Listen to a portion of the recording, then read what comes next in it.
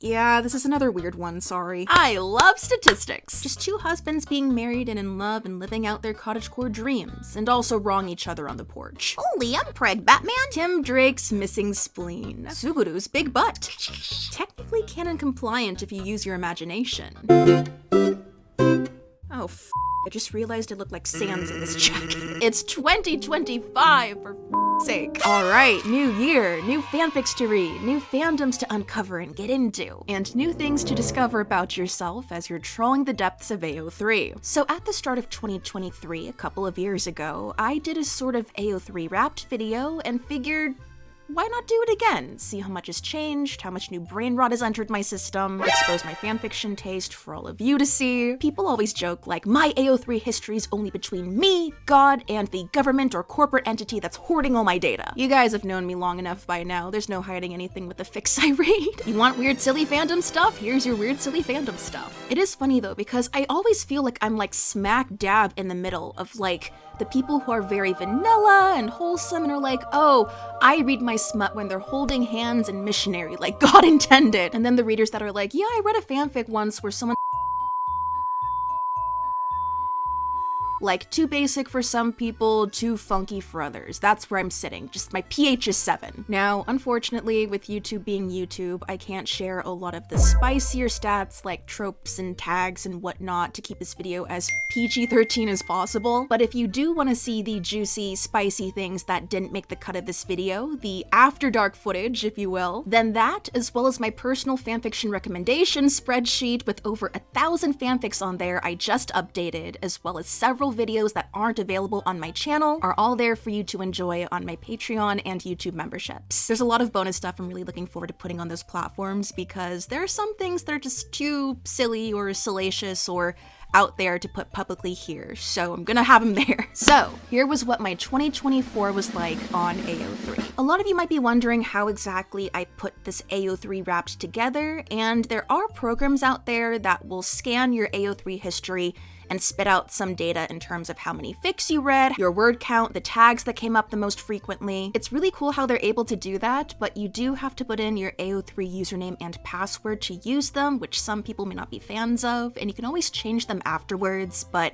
still, if you prefer to have your data private, then those aren't really options. And those programs only show you stats based on the fics you've clicked on, not necessarily fics you've read. And if you're anything like me and you spend a lot of time clicking around and scrolling through AO3 but not necessarily consuming everything, then they're not going to be super accurate. And so what do you do instead? You manually crunch the numbers. I went into my AO3 history, scrolled back to the start of 2024, and then page by page, copy and paste the fanfic information into a spreadsheet. And granted, there was a fair amount of stuff that I genuinely don't remember reading, but then I'll look and it says that I've read it 8 times, apparently. It's like, alright, cool. I think a lot of the time when I read fanfiction, I sort of enter like a dissociative fugue state. Once I'm done copy-pasting everything, I'll go through the spreadsheet and sort through the information based on things like fandom, tags, rating, ships, completion status, how many fics there were total, word count, etc. Make note of those numbers, and then calculate the percentages from there. I love statistics. After looking through my AO3 history and compiling all the data, there were some interesting trends that popped up. Like, you could definitely tell in 2024, I was bouncing around fandoms like crazy, trying to find something that would stick. Because with the way my brain works for some reason, I need to have something, some fandom to just lock in on and pour all of my obsessive energy into, and then have an orbit of periphery fandoms I can dip in and out of. Like a planet with multiple moons. And while I was perfectly happy with my rotation of periphery fandoms, for some reason, none of them felt quite right to be the focal point. They didn't inspire enough brain rot, I guess, for some reason, or if they did, it didn't last for very long. The fandoms I read fanfiction for in 2024 were Trigun, JJK, MDZS, TGCF, Scum Villain, the DCU, Hades, the Magnus Archives, Avatar, Critical Role, Genshin Impact, Honkai Star Rail, Blue Lock, Yuri on Ice, The Hobbit, Star Wars, Haikyuu, My Hero Academia, Skate the Infinity, Transformers, Word of Honor, Gravity Falls, Fire Emblem Three Houses, Castlevania, and Arcane. Based on the amount of fanfiction I read for them in 2023, my two main fandoms were Danmei and Trigun, and those carried over into the beginning of 2024. But by February, I went back to reading fanfiction for Fire Emblem Three Houses and the DCU. And the DCU is a constant periphery fandom of mine. March was when I got back into The Hobbit, and also when I fully dove into the Magnus Archives. A lot of Magnus Archive fanfiction, and that carried over into April. But April was when I got into Hades, and so a lot of Hades fanfiction in the spring. May had even more Hades, but I guess I was feeling nostalgic for Yuri on Ice. I think that was when the cancellation news about it came out, and so a lot of Yuri on Ice fanfiction. And then June was just entirely JJK, like Sadosugu overload. July consisted mainly of Hoyoverse, Honkai Star Rail, and Genshin Impact. This was because I went to Anime Expo that month and was inspired after seeing all the fan art everywhere. August was still Hoyoverse, but I also dipped back into Danmei a bit, specifically Scum Villain and Word of Honor. But in September, I was all over the map. Like, you could tell that I was feeling antsy and aimless and needed something to fixate on. I was revisiting everything. Gravity Falls made an appearance. In October, I was still bouncing around a bit, but spooky season helped and I got back into Castlevania, and then I got into Transformers, and that just took over a good chunk of my brain. It was practically all I read fanfiction for in November. I did get back into Avatar a bit, but mostly Transformers. And then, Arcane Season 2 came out, and that kind of put the Transformers brain rot on hold because, yeah. December was entirely Arcane fanfiction. January so far has been just Arcane fanfiction. It'll probably be this way for the next few months at the very least. It's funny because I was ready to lock in Transformers as like the focal point fandom for me for the foreseeable future. I think it was a little overwhelming to sink my teeth into immediately. All the characters, all the continuities and the media, the ships. It was a lot to catch up on, and then suddenly Arcane comes in and is like, hey, here's 9 episodes. Here's some characters and ships. Enjoy. And the fan content has been pouring in non-stop, constant since the end of November. And me being the fandom floozy I am, I just folded immediately. The total number of fanfics I read on AO3 in 2024 was 908 works, which was less than my total for 2022 actually. Kinda disappointed I didn't break 1,000, not gonna lie, but to be fair, a lot did happen last year. So this year it's my mission to break 1,200. My total fanfiction word count on AO3 for 2024 was 15,948,727, which roughly equates to reading the Bible 21 times. Could have read the Bible like twice a month last year, but nope. So that means that the average fic length last year was 17,565, which is about 34 pages single-spaced or 68 double-spaced, and would be considered a really long short story or a novella, which makes sense since I read a lot of one-shots, and those usually range from 2,000 to 20,000 words. When I plugged my AO3 account into the Wrapped program, it gave me 1,933 fics I visited, and a total word count of 43,967,505. In actuality, it was like a fraction of that, but I did see someone on Twitter that had a word count of over 60 million and they visited over 3,000 works. I really gotta step up my game for next year. What am I doing? Alright, now for the part a lot of you have been waiting for. The ship breakdown. What pairings did I read fanfiction for last year, and how do they stack up against each other? I'm gonna rattle off the top 20 ships, but there were over 40 ships in my history, guys. In 2022, 43% of the total fanfiction I read was just for Wang Xian. In 2024, the top ship didn't even crack 10%. I was really indecisive last year. Like, I was reading everything everywhere all at once. And all of the numbers are really tight too, like there's no big jumps here. In first place, making up 9.9% of the fanfiction I read last year, was Vashwood from Trigun. This next one, this is so bad, guys. At 9%, the second place ship is JVic.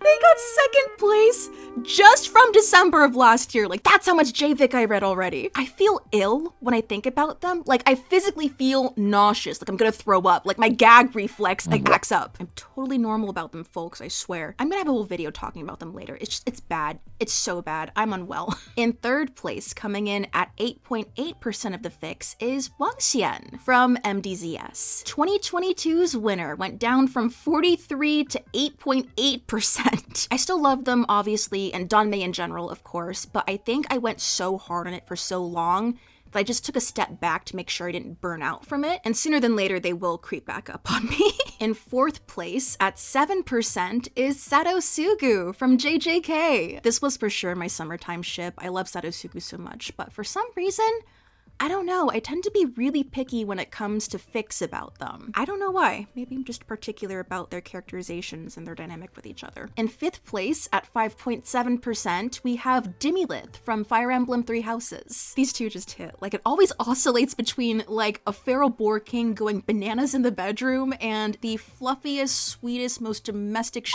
you could ever have. In sixth place, at 5.3%, is Ratio-Reen from Honkai Star Rail. These two crept up on me this year. I just think they're so funny together. Brat Tamer Ratio, hello? In seventh place, at 5%, is Haikave from Genshin Impact. I am horrifically behind on the story for Genshin. I watch playthroughs when I can, but I just was feeling nostalgic for these two this year. I think because I was reading a lot of Ratio-Reen, it made me hungry for the Genshin counterpart, as you will, and so was flip-flopping between the two. In eighth place, at 3.5%, is Dratchet from Transformers. Oh, what can I say about Dratchet that won't make me go on a tangent for like 20 minutes? I mean, first off, their pasts, their 3 lifetimes together, as it were, their journey on the Lost Light, it feels like falling into a warm hug. Like, strangers to enemies to friends to lovers, they've got it all. They make me feel so soft, like pure old man yaoi. In ninth place, at 3.2%, is Timcon from the DCU. With Timcon, it's all about first love, identity shenanigans, self-worth issues, finding where you stand amongst your family and your peers. A lot of introspection when it comes to these two, and I really appreciate that. In 10th place, at 3%, is Thanzag from Hades. I've liked these two ever since I saw the stuff for Hades floating around, but after actually playing it and finally getting more into it, yeah, they're great. Childhood friends / co-workers to lovers. In 11th place, we have a 3-way tie. They all are at 2.6%. First up is Dorky from the Magnus Archives. Woof, a lot of monster for this one, that's all I'm gonna say. Then there's Ota Yuri from Yuri on Ice. It's funny how they placed higher than Victory for me. I love in fics where Yuri ends up growing a lot taller than Otabek, like he shoots up like a bean sprout, but he's still very slender and willowy, whereas Otabek is a lot more solid, so he's still able to kind of manage Yuri and make sure he's out of trouble. And after that, we have Megatron and Rodimus, Megarod from Transformers. These two just snuck up on me. I was getting into More Than Meets the Eye, and I liked their co-captain dynamic there, and I guess I got curious about the fics and went down a rabbit hole. Their ship name, though, Megarod. Megarod! For those of you who are expecting Megop to be on here, I did read some Megop, but it actually didn't make the cut. I know, crazy, it just went to Megarod instead. At the end of the day, you don't choose the ships choose you. In 14th place, technically, at 2.3%, is Hualien from Heaven Official's Blessing. I was surprised how much they dropped. Like, I still love them a lot, obviously, but man, I didn't read that much TGCF fanfic last year. Again, I think Danmei in general, I just kind of put the brakes on for a bit because I didn't want to overdo it. Gotta keep fandom sustainable. In 15th place, at 2.2%, we have J-Mart from the Magnus Archives, also known as T-Holding, which is really cute. In 16th place, at 2.1%, we have Victory from Yuri on Ice. In 17th place, at 2%, we have Charmies from Hades. I love these two so much, and to this day, one of my favorite fanfics of all time is a Charmies fic, but I just wish there was more fan content for them. Like, I don't want to complain, and I'm super down to write some fics for them myself, but I just wish more people knew about them because they are so cute! Match made in heaven, or Hades, I should say. They're always alluding to each other too in the game, like psychopomp lovers. Let's go. In 18th place at 1.9% is Mo Shang from Scum Villain Self-Saving System. I just want Mobe Jun to use Shang Xinghua as a squeaky toy.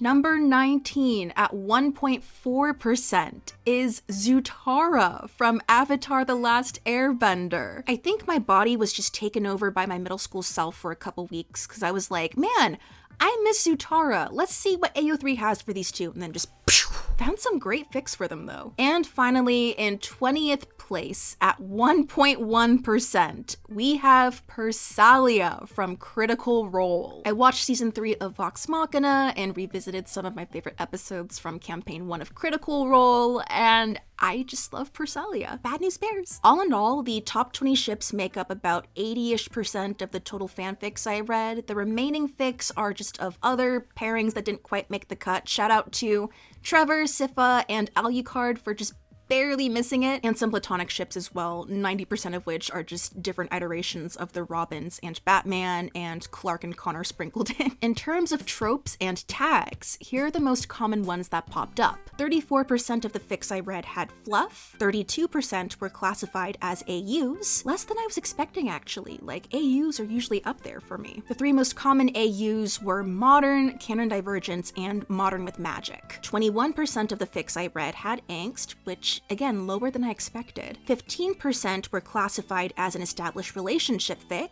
14% had hurt comfort, way lower than I was expecting. 12% of the fics I read last year were Omegaverse. Surprise, surprise. 11% was pining. 11% was Mpreg. Yeah, that one's closely tied to Omegaverse, so Holy Mpreg, Batman! a deep dive into Mpreg video coming soon. 9% was domestic, 8% was humor, 7% was getting together, 7% was first time, 6%, only 6% was mutual pining, 6% for post-canon as well, 5% was with feelings, 5% was angst with a happy ending, 5% was slow burn, 5% was rough sex, 5% was miscommunication and misunderstandings, 4% was graphic depictions of violence, 4% was friends to lovers, 3% was first kiss, 3% was confessions, 3% was fix it, 3% body worship, 3% was sexual tension, 2% was time travel, more than I expected honestly. I'm not really a time travel girly usually. I used to love it back when I was reading a lot of Harry Potter fanfiction. It's like, oh, the gang goes back and meets the Marauders and wild shenanigans ensue. 2% was monster f***ing, that should be higher next year. 2% was arranged marriage, 2% was character study, 2% was kidnapping, 2% was idiots in love, 2% was crack treated seriously, 2% biting, and 2% was unrequited love. Now, obviously, if you added up all of these percentages together, it's not going to be 100% because fics can be tagged with multiple things, but I'm wondering if a lot of authors just aren't tagging stuff because I feel like a lot of these numbers are a lot lower than I was expecting. I guess for a lot of the fics I read, maybe because they were one-shots and so the authors didn't want to tag like every single thing in there, I kind of just raw dogged them and were like, all right, whatever's in there is in there.